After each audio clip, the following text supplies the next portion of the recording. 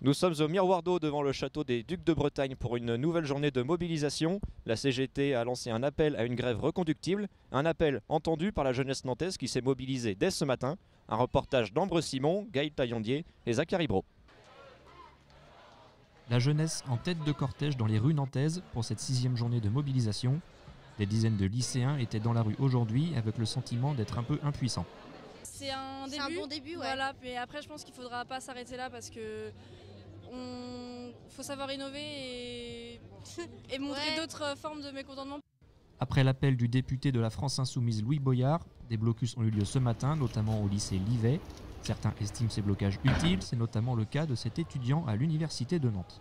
Bien c'est nécessaire puisque ça permet de mobiliser plus largement la jeunesse, peut-être des personnes qui n'ont jamais réalisé de blocage auparavant et qui n'étaient pas forcément dans des cercles militants et qui peuvent venir gonfler un petit peu les chiffres.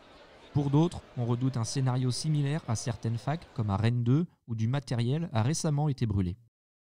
C'est assez dangereux, il appelle quand même à la violence et tout, parce que les blocus, surtout lycéens généralement, on a beau dire, on n'est pas très préparé pour ça.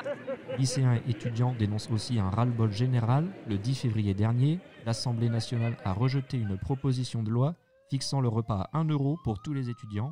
La réforme des retraites semble être une de grâce pour les jeunes. Il n'y a pas que la réforme des retraites, c'est toutes les réformes que Macron veut imposer. Nous, on est particulièrement concernés par la réforme des lycées. Lycéens et étudiants espèrent une modification, voire une annulation de la réforme des retraites. Cet après-midi, les étudiants ont voté la prolongation de la mobilisation pour la journée de mercredi.